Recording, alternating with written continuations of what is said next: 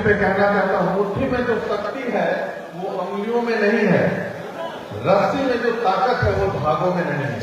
तो इसलिए सबको साथ होकर चलना होगा और इन जो मुहिम है श्री कृष्ण सिंह जी को भारत रत्न मिले, इस अभियान को आगे बढ़ाना होगा। श्री कृष्ण जी की जो उपलब्धियां हैं ये तो सारे लोगों ने बता दिया। लगभग 10-11 साल में बिहार में कितना विकास उन्होंने किया है। मैं भी एक सारांश छोटा सा मैं देना चाहता हूं। आजाद भारत की पहली रिफाइनरी ये गुजरात और महाराष्ट्र में वो नहीं बनने दिए, आंध्र प्रदेश और उत्तर प्रदेश में नहीं बनने दिए। सबसे पहला रिफाइनरी बरौनी में आपके यहां बना, ये याद रखिएगा। आजाद भारत का पहला रिफाइनरी है। ये जो राजेंद्र सेतु पुल देखते हैं आप लोग, बेगूसराय के लोगों को मैं कहना चाहता हूं, राजेंद्र सेतु जो पुल है ये गंगोत्री से लेकर के गंगा सागर में तक आजादी के बाद ये पहला पुल श्री कृष्ण सिंह जी ने बनवाया है, वो भी बेगूसराय में बनवाया। तो समझिए, और इसका उद्घाटन में जवाहरलाल नेहरू जी भी आए थे। और आजकल जो पुल बनता है, पुल तो बन रहा है, बहुत अच्छे भी बने, लेकिन हमारा आगवानी सुल्तानगंज पुल भी एक इंटरनेशनल पुल है, 3 बार गिर गया बनते बनते हैं। और राजेंद्र सेतु आज तक चल रहा है, आज 65 साल हो गया।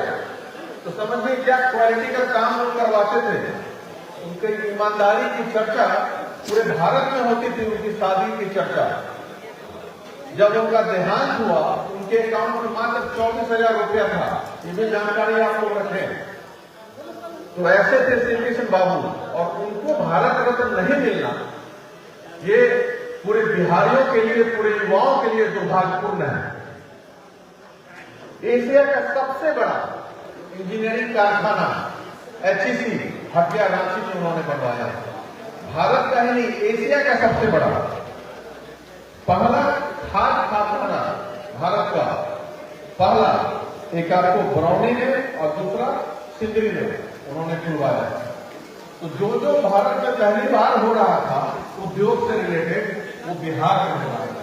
कुछ तो गुण होगा उनमें कि कैसे भाई प्रधानमंत्री को भी अपने बस में कर लेते थे।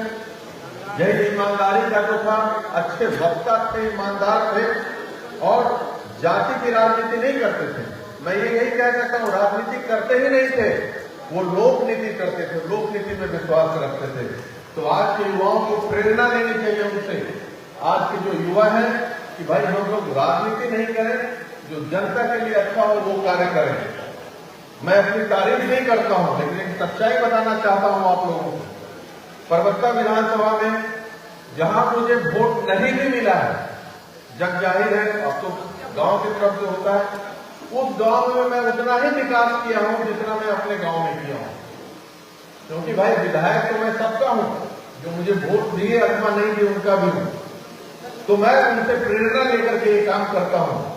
और हमारे प्रेरणा स्रोत है, मेरे पिताजी भी, RN सिंह साहब भी ऐसा ही काम करते थे और ऐसा ही इतिहास रच दिए हैं विकास करके।